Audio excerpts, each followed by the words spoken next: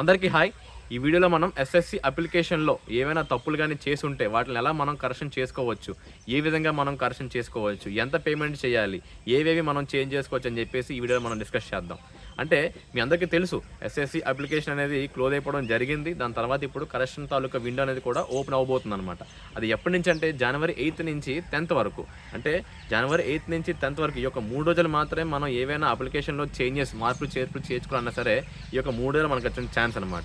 మీరు 10th అంటే జనవరి 10th రాత్రి 11 గంటల దాకా ఉందన్నమాట. కానీ అంతవరకు మీరు సాగించకండి అనమాట. మీరు 8th, 9thలోనే ఈ యొక్క 2 రోజుల్లోనే మీరు కంప్లీట్ చేసుకోవడానికి చూడండి. ఎందుకంటే లాస్ట్ రోజు ఎలాగో మీకు తెలుసు, మొత్తం అంతా కూడా సర్వర్ అంతా కూడా చాలా బిజీగా ఉంటుంది అనమాట.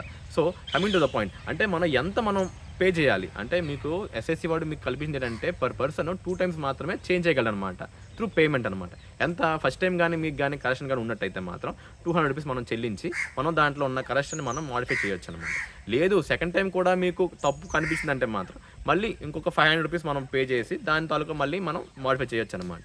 సో నేనేమంటున్నానంటే మీరు ఒకసారి ఏమైనా కరెక్షన్ చేసుకోవాలి అనుకుంటే మాత్రం మీరు ఈ యొక్క అప్లికేషన్ని ఒకసారి మళ్ళీ తిప్పండి. అంటే చూడండి మొత్తం ఏవే తప్పులు ఉన్నాయో ఏవే చూసుకోండి. ఒకేసారి సింగిల్ పేమెంట్లోనే మొత్తం తప్పులన్నీ కూడా కరెక్షన్ చేసి చూడండి అన్నమాట. అంటే మనం ఏవేవి మనం మార్చగలం, ఏవేవి మనం మార్చుకోలేం. మీరు అప్లికేషన్లో ఏవైనా 10th క్లాస్ సంబంధించిన డీటెయిల్స్ అవి కూడా మనం మార్చలేం. మీ పేరు కావచ్చు, మీ నాన్నగారి పేరు కావచ్చు, మీ అమ్మగారి పేరు కావచ్చు, ఇంకేమైనా కావచ్చు. 10th క్లాస్లో ఏవైతే డీటెయిల్స్ పెట్టామో అవేవి మనం మార్చలేమన్నమాట.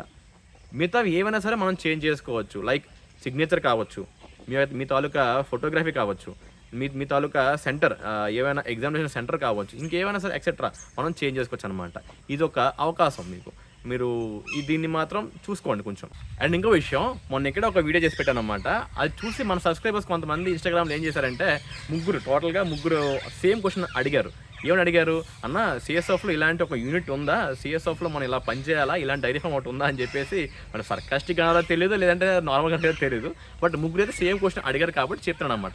లేదు బ్రదర్, ఇది నేను ఆన్ లీవ్ ఉన్నానమాట, నేను మా ఇంటి దగ్గర ఉన్నాను, ఇది మా డైరీ ఫామ్ పక్కన ఇల్లు ఉంది.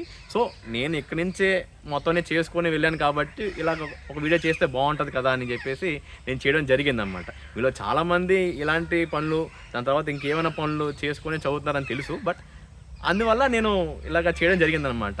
మీకు కూడా బాగుంటుందని చెప్పి చూడడానికి కూడా అని చెప్పేసి చేయడం జరిగింది. అంతేగాని సిఎస్ఎఫ్లో ఎటువంటి పనులు మనం ఏం చెయ్యం, మనదంతా వేరే, అంతా కూడా వేరే, అసలు అలాంటివి ఏమి ఉండవండి. అండ్ నాది ఒక చిన్న రిక్వెస్ట్ అండి. చాలామంది వీడియోస్ చూస్తున్నారు, లైక్ చేస్తున్నారు, కానీ సబ్స్క్రైబ్ చేయట్లేదు.